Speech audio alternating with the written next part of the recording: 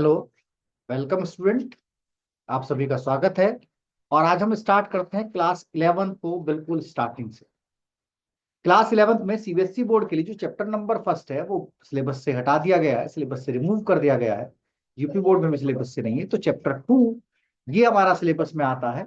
और हम बिल्कुल स्टार्टिंग से, बिल्कुल फंडामेंटल से इस चैप्टर को स्टार्ट करते हैं और देखते हैं कि इस चैप्टर में हमको क्या क्या पढ़ना है। तो स्टार्ट करते आइए। चैप्टर 2, चैप्टर का नाम होगा यूनिट्स एंड मेजरमेंट। हिंदी में इसको हम कहेंगे इकाइयां और माप। और हम इसका पहला पार्ट आज स्टार्ट कर रहे हैं, पार्ट फर्स्ट, जिसमें हम देखेंगे क्या क्या चीजें हमको इसमें पढ़नी है। तो शुरू से बिल्कुल स्टार्ट करेंगे एकदम। नई नई चीजों को हमको इसमें देखना है चैप्टर में। स्टार्ट करते हैं हम इसको।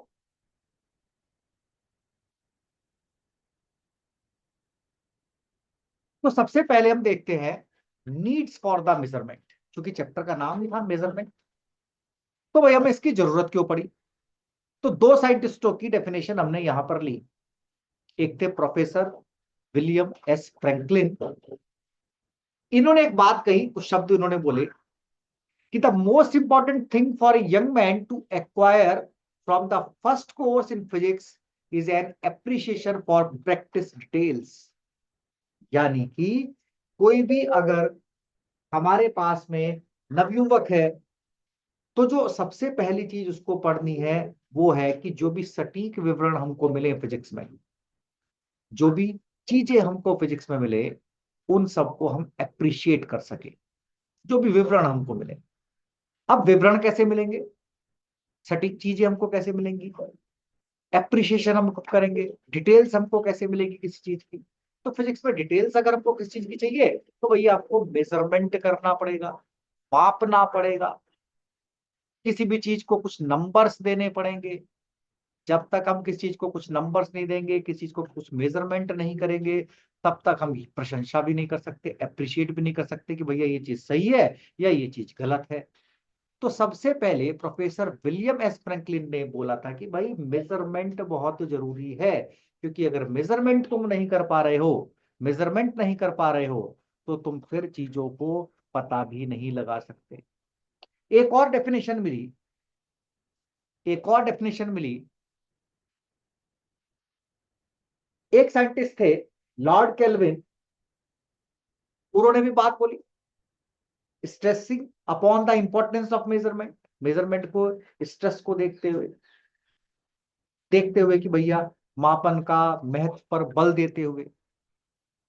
जो 19 सेंचुरी में एक साइंटिस्ट आए थे लॉर्ड केल्विन, उन्होंने भी कहा। क्या कहा, उनकी डेफिनेशन देख लेते हैं। When you can measure what you are speaking about and express it in numbers. कि भाई तुम अगर मेजरमेंट कर रहे हो कि क्या तुम बोल रहे हो, और तुम उसको नंबर्स में बता दो, you know something about it, इसका मतलब तुम्हें उस चीज के बारे में पता है। मैं कितनी तेज बोल रहा हूँ, कितने धीमे बोल रहा हूँ। दीपावली पर पटाखे चलाते हैं, उसकी साउंड का भी मेजरमेंट करते हैं कि 20 डेसिबल, 30 डेसिबल, 100 डेसिबल, इतना है तो इतना होगा, इतना है तो इतना होगा। तो मेजरमेंट बड़ा जरूरी है। इन्होंने भी बोला when you can measure that you are speaking about and express in numbers, you know something about it. अगर तुम मेजरमेंट कर सकते हो, अपने बोलने को उसको एक्सप्रेस कर सकते हो नंबर्स में, तो इसका मतलब तुम अपनी बातों को जानते हो, you know something about it. But when you can not measure it, अगर तुम इसको मेजरमेंट नहीं कर सकते, it the number your knowledge of wealth and unsatisfactory kind, but you have still in your thoughts advanced to stage of science whatever matter may be। यानी कि जब आप किसी विषय पर बोल रहे हैं, उसे माप सकते हैं, संख्याओं में व्यक्त कर सकते हैं, तो आप उसके बारे में कुछ जानते हो। लेकिन अगर आप उसे माप नहीं सकते, संख्याओं में व्यक्त नहीं कर सकते, तो आपका ज्ञान अल्प है, कम है और असंतोषजनक है। लेकिन आप अपने विचारों में, चाहे विषय कुछ भी हो, आगे नहीं बढ़ सकते। तो ये डेफिनेशन किसने दी थी? कैल्विन ने दी थी, लॉर्ड कैल्विन ने।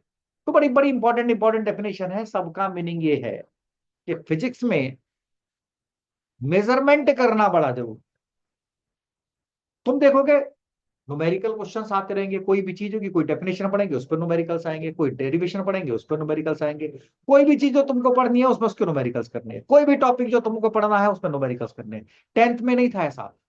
टेंथ में केवल तुमने इलेक्ट्रिसिटी में कुछ न्यूमेरिकल्स पढ़े होंगे, लाइट चैप्टर में तुमने कुछ न्यूमेरिकल्स पढ़े होंगे, बाकी किसी में नहीं पढ़े।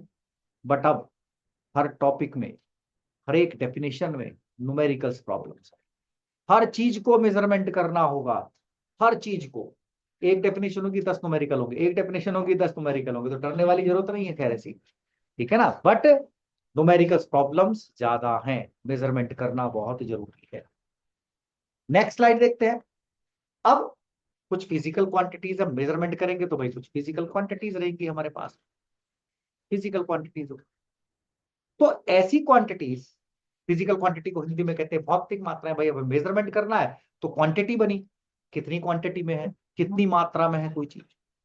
भाई अगर मेजरमेंट करना है, बाजार से सामान लेने जाओगे तो घर वाले क्या क्या भेज रहे हैं कि भैया 2 किलो आलू लेके आओ, 1 किलो चीनी लेके आओ, 1 लीटर दूध लेके आओ, 1 पैकेट दही लेके आओ, 2 पेन खरीदो, 5 पेंसिल खरीदो, 10 किताबें खरीदो। हर चीज की क्वांटिटी है, हर चीज की क्वांटिटी है। तो फिजिक्स में अगर तुमको मेजरमेंट करना है तो तुमको क्या करना पड़ेगा, हर चीज की क्वांटिटी लेनी पड़ेगी, हर चीज की क्वांटिटी लेनी पड़ेगी। दूध ला रहे हैं 1 लीटर, क्वांटिटी में मिल रहा है। अभी जो क्वांटिटी है इनको हमने फिजिक्स में दो तरह से डिवाइड कर रखा है। कितनी तरह से डिवाइड कर रखा है, 2 पार्ट्स में इनको हमने डिवाइड करा है। जितनी भी क्वांटिटीज रहेंगी, कितने पार्ट्स में डिवाइड करेंगे इनको हम, 2 पार्ट्स में डिवाइड करेंगे। 2 पार्ट्स, 2 पार्ट्स।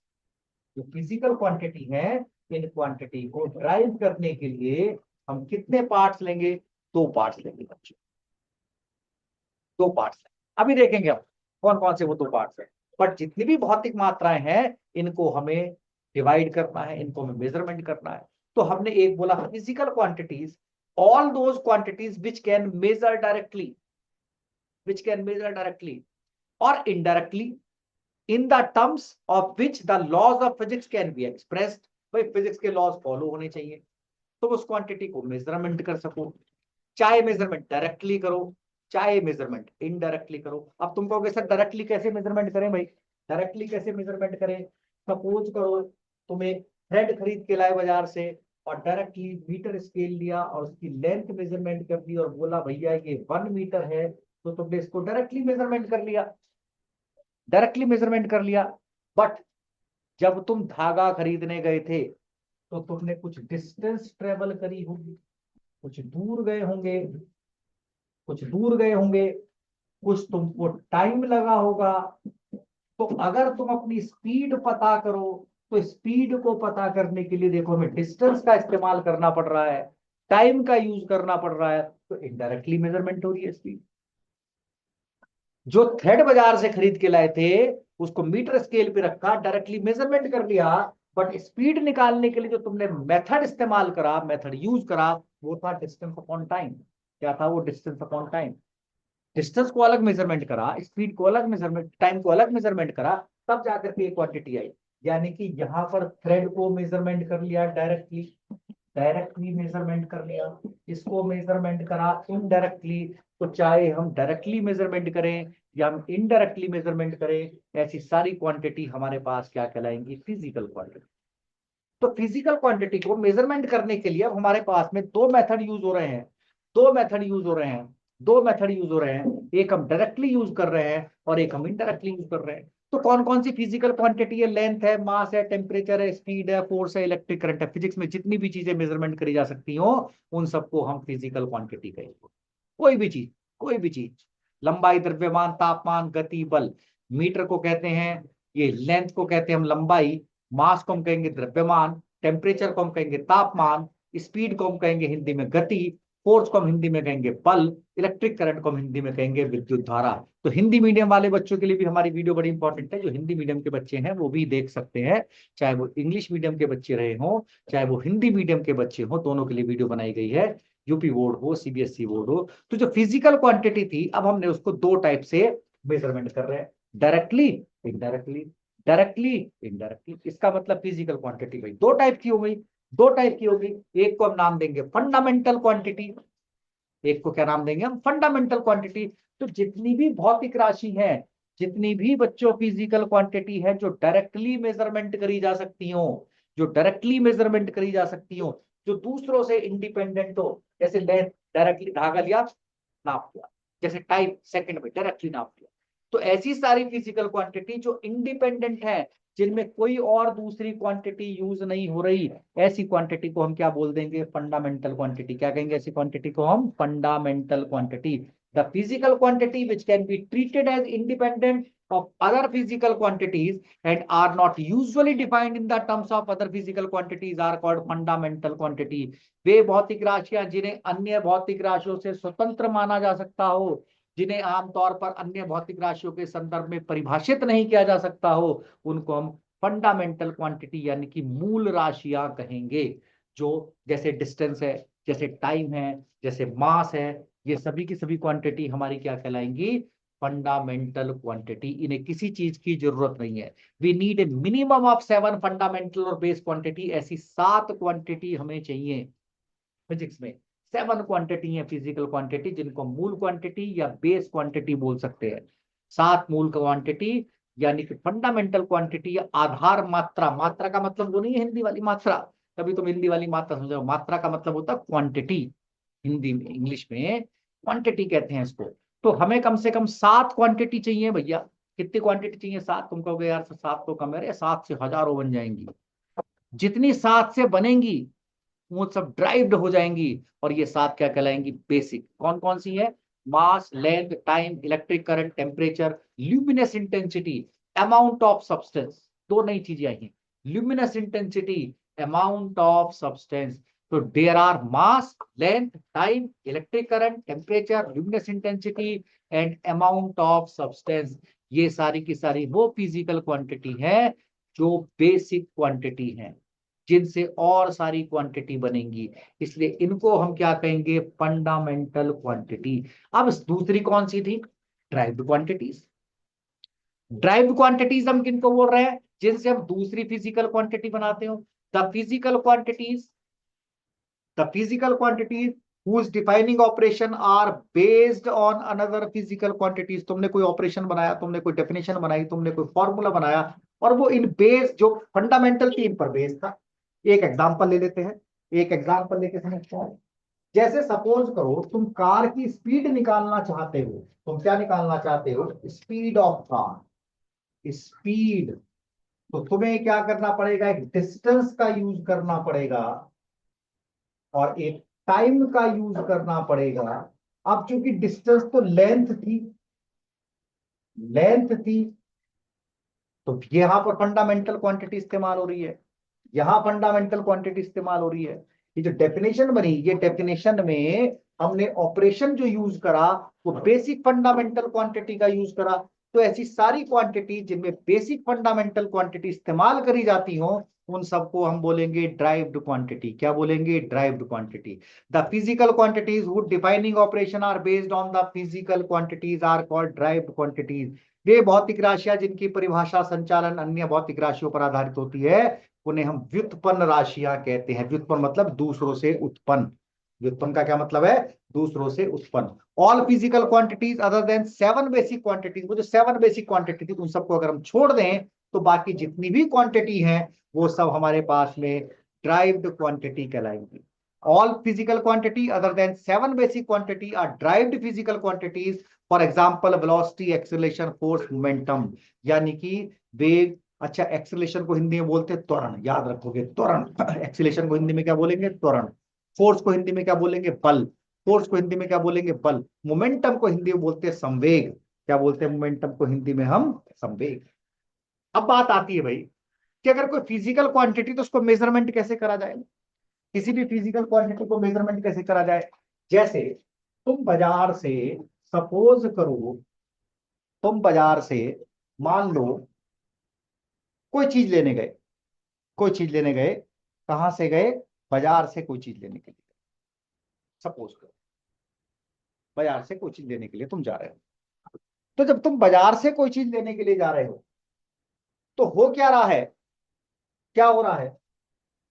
बाजार से किस चीज को लेने के लिए गए हो? मान लो चीनी लेने के लिए गए, घर वालों बोला चीनी लेके आओ।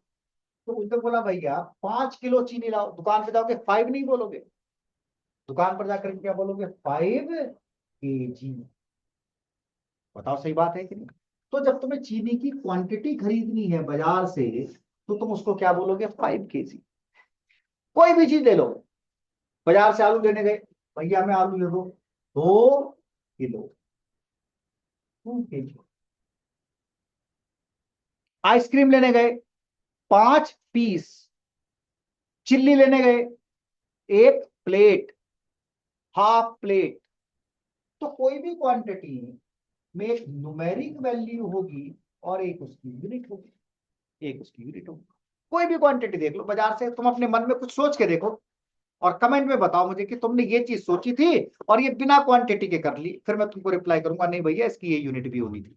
कमेंट में बताना कि सर ये फिजिकल क्वांटिटी है जिसमें दोनों ही एक ही चीज आ रही है, सोच के बताना मुझे, कमेंट बॉक्स में बताना। देखते हैं कौन कौन बच्चे बता देंगे, कितने कितने बच्चे बता सकते हैं। तो क्वांटिटी को अगर हमें डिनोट करना है, किसी भी फिजिकल क्वांटिटी को अगर हमें डिनोट करना है, तो एक नंबर चाहिए और एक यूनिट चाहिए, एक नंबर चाहिए और एक क्या चाहिए, यूनिट चाहिए। तो कोई भी फिजिकल क्वांटिटी तब डिनोट हो सकती है जब हम उसको नंबर्स में शो कर दें। किस में शो कर दें, नंबर में शो कर दें। यानी कि किसी भी फिजिकल क्वांटिटी के लिए क्या हमको चाहिए, क्या हमको चाहिए, मेजरमेंट ऑफ फिजिकल क्वांटिटी हम कैसे कर सकते हैं, numerical value of physical quantity चाहिए, एक उसकी साइज चाहिए। किसी भी भौतिक राशि को अगर हमें मापना हो तो भौतिक राशि का संख्यात्मक मान चाहिए, और जो उसकी इकाई का आकार है, यूनिट, यूनिट मतलब आकार, यूनिट मतलब आकार, इससे हम क्या कर देंगे, मल्टीप्लाई कर देंगे, इससे हम क्या कर देंगे, मल्टीप्लाई। या और एक चीज और, कोई भी जो न्यूमेरिकल वैल्यू आई, ये यूनिट के व्युत्क्रमानुपाती होती है, इनवर्सली प्रोपोर्शनल होती है। तुम कहोगे कि सर कैसे, सपोज तुम बाजार से चीनी खरीद के लाए 5 किलो। अब तुम क्या करो, यूनिट को छोटा कर दो, यूनिट को छोटा कर दो, ग्राम। तो क्वांटिटी बढ़ जाएगी, मतलब न्यूमेरिकल वैल्यू बढ़ जाएगी, क्वांटिटी तो सेम रहेगी, क्वांटिटी नहीं बढ़ेगी, ऐसा नहीं भैया चीनी बढ़ गई, क्वांटिटी सेम रहेगी, बट अब इसकी न्यूमेरिकल वैल्यू बढ़ जाएगी। न्यूमेरिकल वैल्यू, अगर ये कम हो रही है वैल्यू, ये छोटी वैल्यू यूज कर रहे हैं, तो ये बड़ी वैल्यू। जैसे सपोज करो इसको केजी में बदलना हो, केजी, अब केजी तो बड़ा होता है ग्राम से, तो ये वैल्यू बड़ी हो गई, बट न्यूमेरिक वैल्यू छोटी हो गई। यानी कि जो न्यूमेरिक वैल्यू है फिजिकल क्वांटिटी की, ये इनवर्सली प्रोपोर्शनल होगी यूनिट के, इनवर्सली प्रोपोर्शनल होगी यूनिट के, ध्यान रखेंगे भैया। इसका मतलब यह है कि अगर तुम किसी चीज की न्यूमेरिक वैल्यू चेंज कर देते हो, अगर तुम किसी चीज की न्यूमेरिक वैल्यू चेंज कर देते हो, तब भी हम पर कोई फर्क नहीं पड़ने वाला। अगर हम न्यूमेरिक वैल्यू कम कर दें तो यूनिट बढ़ा देते हैं, और अगर हम यूनिट कम कर देते हैं तो न्यूमेरिक वैल्यू बढ़ा देते हैं। फिर से सुन लो, तुम बाजार से चीनी खरीद के लाए 5 kg। अब तुमने न्यूमेरिक वैल्यू चेंज कर दी ग्राम, तो क्वांटिटी बदल गई, 5000 हो गई।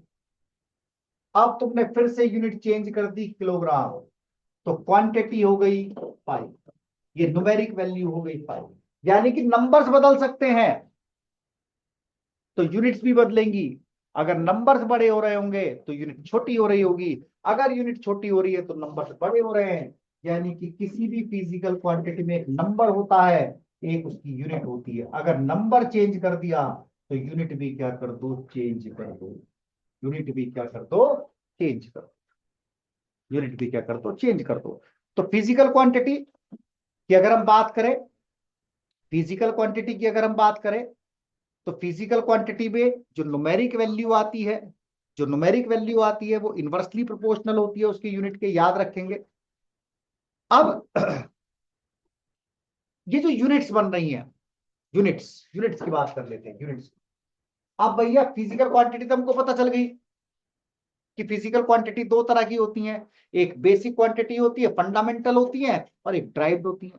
क्वांटिटी की बात करते हैं। अब इनकी यूनिट्स की बात चक्कर पड़ रहा है, किसका चक्कर पड़ रहा है? यूनिट का। कभी केजी कर रहे हैं, कभी ग्राम कर रहे हैं, कभी केजी कर रहे हैं, कभी मीटर करेंगे, कभी सेंटीमीटर करेंगे, तो अब यूनिट्स का चक्कर पड़ेगा। यानी कि यूनिट्स भी दो तरह की होनी चाहिए, एक फंडामेंटल यूनिट्स और एक ड्राइव्ड यूनिट्स। जैसे फिजिकल क्वांटिटी थी दो तरह की, फंडामेंटल क्वांटिटी, ड्राइव्ड क्वांटिटी, ऐसी जो इनकी यूनिट्स लिखेंगे वो भी दो तरह की लिखेंगे। फिर से सुनो मेरे सेंटेंस को, फिजिकल क्वांटिटी दो तरह की, एक फंडामेंटल एक ड्राइव्ड। तो इनकी यूनिट्स भी दो तरह की, एक फंडामेंटल और एक ड्राइव, एक फंडामेंटल और एक ड्राइव।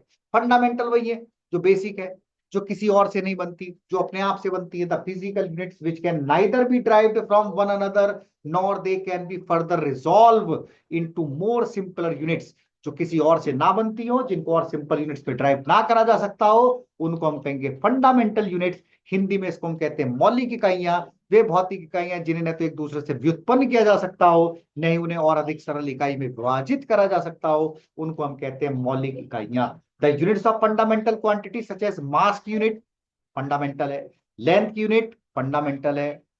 जो हमने पीछे बेसिक 7 फंडामेंटल क्वांटिटी पढ़ी थी, उन सब की यूनिट भी हमारे पास में फंडामेंटल है।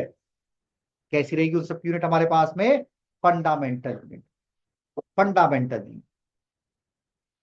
अब फंडामेंटल हो गई, तो कुछ ड्राइव्ड यूनिट्स भी होंगी जो दूसरों से बनती हो।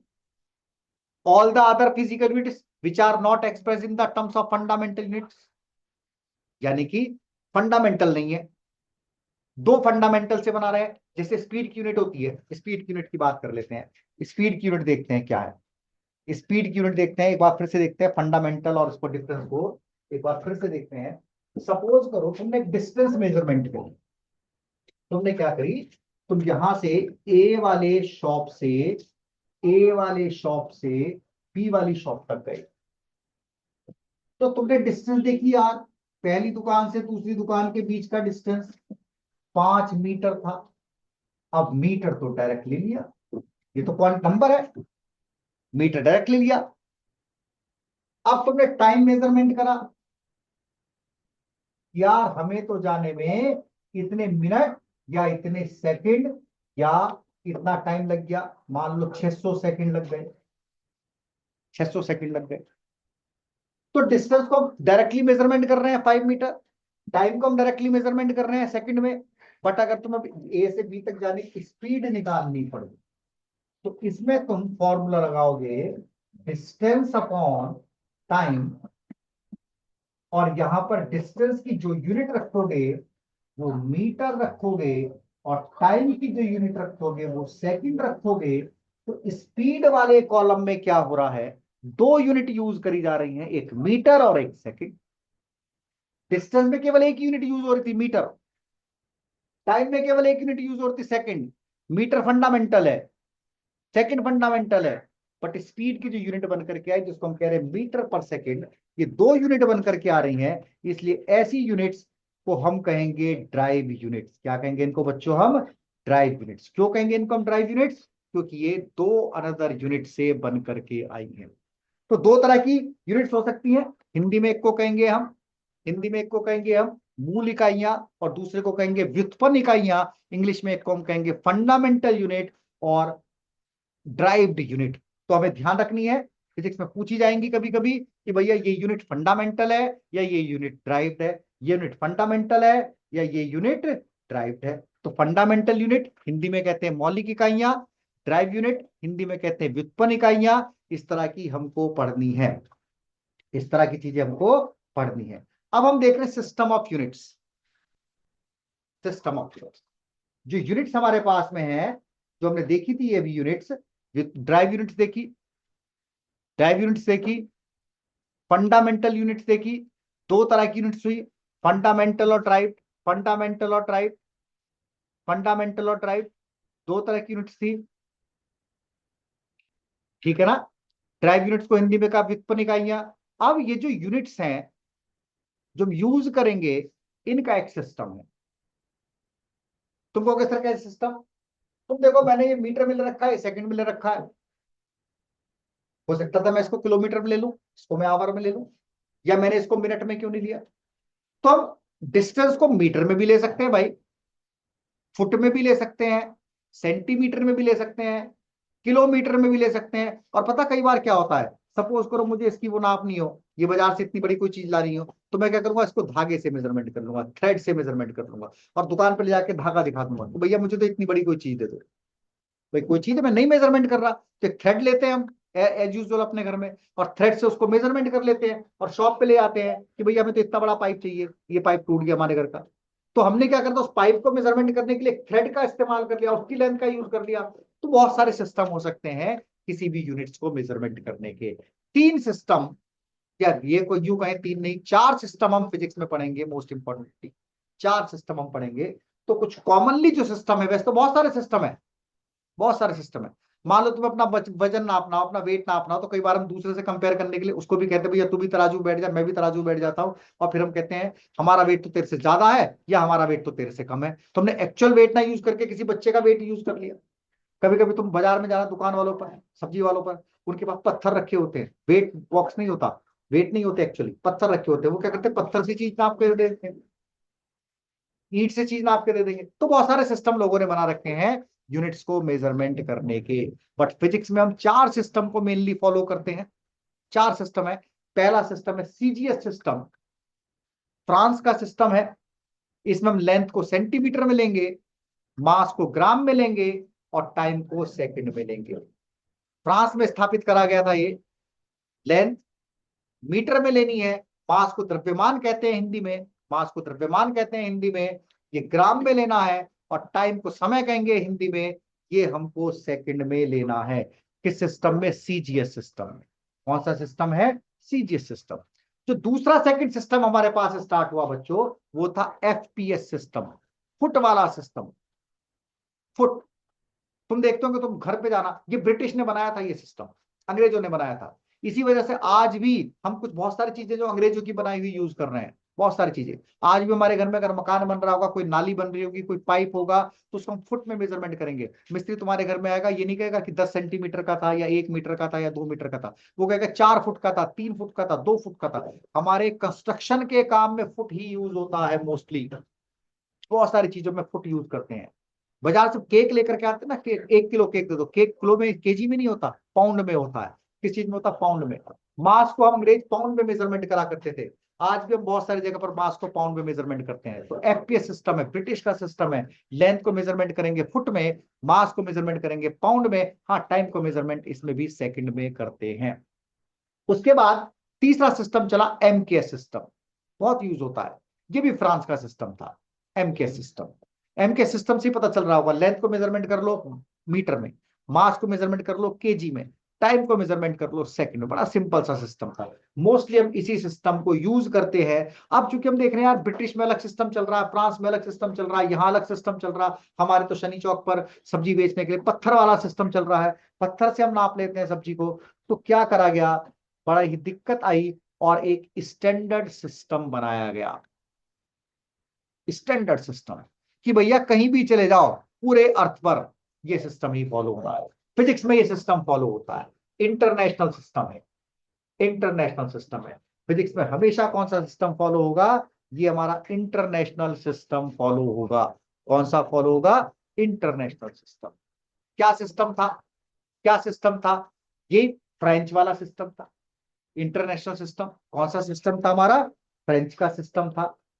अब इस फ्रेंच वाले सिस्टम में, इंटरनेशनल सिस्टम में, लेंथ को हम यूज करते हैं मीटर में, मास को हम यूज करेंगे केजी में, टाइम को यूज करेंगे हम सेकंड में, टेम्परेचर को यूज करेंगे हम केल्विन में, हिंदी में भी केल्विन ही लिखना है। इलेक्ट्रिक करंट को हम यूज करेंगे एम्पियर में, इलेक्ट्रिक करंट को हिंदी में विद्युत धारा कहते हैं, एम्पियर में ही लिखना है। ल्यूमिनेस इंटेंसिटी को यूज करेंगे हम कैंडला में, क्वांटिटी ऑफ मैटर पीछे हिंदी में दी गई थी, इसको हम यूज करेंगे मोल्स में। इसके अलावा दो और हमारे पास में यूनिट्स हैं जिनको हम सप्लीमेंट्री क्वांटिटी कहते हैं, सप्लीमेंट्री क्वांटिटी कहेंगे, सप्लीमेंट्री क्वांटिटी कहेंगे। इनको भी हमें देखना है, इनकी भी लिखा यह है।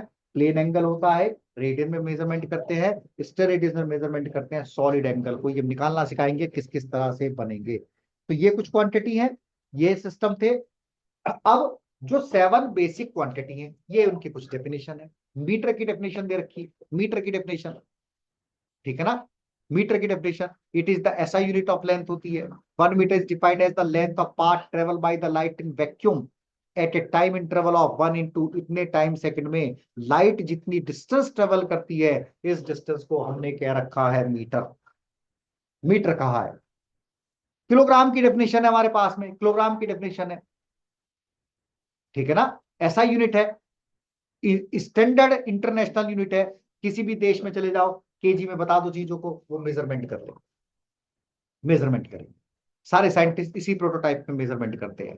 तो एक प्लेटिनम इरिडियम का सिलेंडर रखा है जिसका डायामीटर उसकी हाइट के बराबर है, पेरिस में इसको संरक्षित करा गया है। उसका जो मास है वो 1 kg है। इसी से हमने डेफिनेशन बनाई है केजी की, इसी से हमने डेफिनेशन केजी की।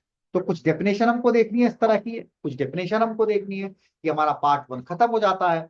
अब हम इसके बाद आगे का चैप्टर स्टार्ट करेंगे। बेसिक चैप्टर है, बेसिक चैप्टर है, इंट्रोडक्शन चल रहा है फिजिक्स का। कोई खास बात नहीं चल रही, कोई ऐसी इंपॉर्टेंट चीज नहीं चल रही है, बट हाँ हमें जानकारी होनी चाहिए थी, इंट्रोडक्शन हमें पता होना चाहिए था। तो इस वीडियो से क्या क्या तुमने सीखा कमेंट बॉक्स में बताएं, वीडियो कैसी लगी ये भी हमें लाइक करें, और बेल आइकन का बटन जो होता है वो जरूर प्रेस कर दें। जैसे इसका सेकंड पार्ट आएगा तुम्हारे पास में अपडेट आ जाएगा। अगर तुम बेल आइकन प्रेस नहीं करोगे तो सेकंड पार्ट का अपडेट नहीं आएगा। नेक्स्ट स्टार्ट करेंगे, अब इसका सेकंड पार्ट यहीं से शुरू करेंगे। ये फंडामेंटल यूनिट से शुरू करेंगे, ऐसा यूनिट से शुरू करेंगे, और इस पार्ट को हम आगे बढ़ाते चले जाएंगे।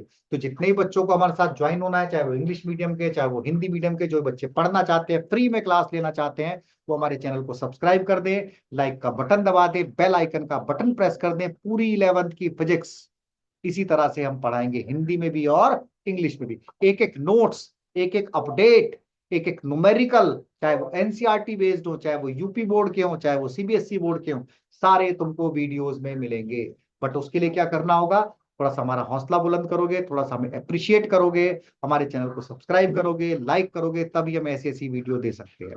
तो thank you and have a nice day. और हमारे चैनल को सब्सक्राइब कर देना, SR classes with Dharmesh Kumar, याद रखेंगे नाम, SR classes with Dharmesh Kumar. SR capital में है, स्पेस देना है, क्लासेस भी कैपिटल में है, space with, space Dharmesh Kumar. Thank you and have a nice day.